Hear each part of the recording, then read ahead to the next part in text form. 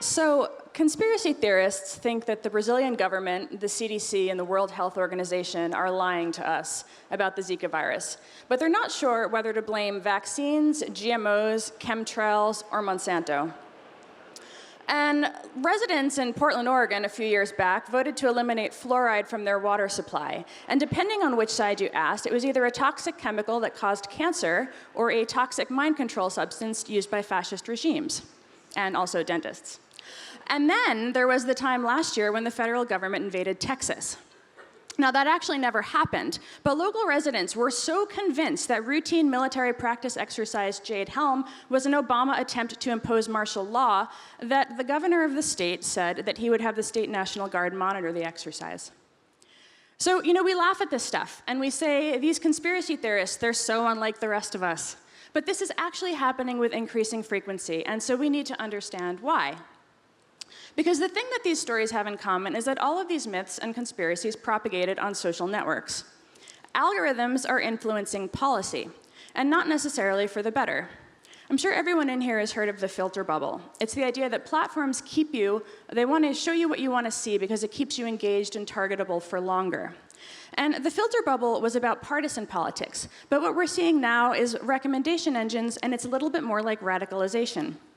Because once you join one conspiracy theory group on Facebook, anti-vax, for example, it starts to serve you content not only about that conspiracy, but about related conspiracies. You probably want to know about chemtrails, about GMOs, about how the Earth is flat. And yes, that's real. And once you join those groups, people will tell you, they will welcome you, and they'll reinforce your beliefs, and they'll congratulate you on being awake. And the experience is very much like being recruited into a cult, because social networking has disrupted the market for cult leaders. And the reason this matters is that we're at a point where over 50% of adults say that they get their news primarily from social channels, like Facebook. And it matters what you see, because if you see things from people you know or people in your groups, you're more likely to trust it. And the other kind of corollary here is that social networking also made us all content creators, but it really deprecated the editorial function. So now we have a point where anyone can write anything anywhere, and as long as they can achieve enough uptake, it's likely to rise in search rankings on social networks.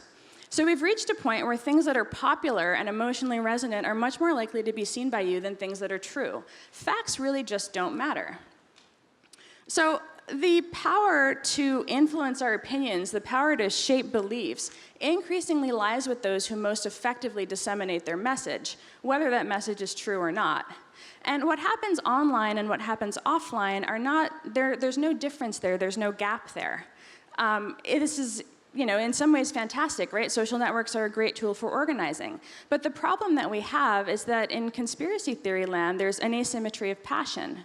It's actually a very small number of people, but they're producing far more content than what you would see from the people who aren't really prone to those beliefs. And we saw this play out in an interesting way in California last year during the heated debate about the vaccine law, which was that the conspiracy that vaccines cause autism eventually led us to a measles outbreak because school vaccination rates were so low.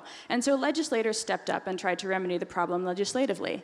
And all of a sudden, the asymmetry of passion was in full view because the vast majority of content across all social channels, Pinterest, Facebook, Twitter, you name it, was anti-vax.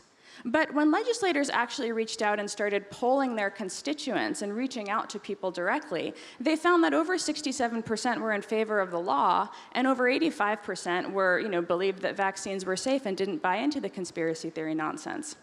But those people aren't getting up in the morning to tweet about this, right? People aren't getting up in the morning to tweet about the Earth being round. And so we've reached the point where the kind of legislative interactions spawned by conspiracy theory groups waste time and they waste money. And so now it's up to us in tech, which is why I'm giving this talk here, to start thinking about the ethics of platform design and how our recommendation engines and sort of the unintentional side effects are actually shaping the future. So Facebook has been in the news about this a lot over the last week, and they are using humans in addition to algorithms to kind of amplify certain editorial stories. They are starting to note things that are hoaxes on the platform. And here we are at Google, and Google was talking about maybe having a truth ranking. But I'm going to close with a paraphrase from the filter bubble. We need these algorithms to have a sense of civic responsibility in order for the web to be that thing that we've all dreamed of it being. Thank you.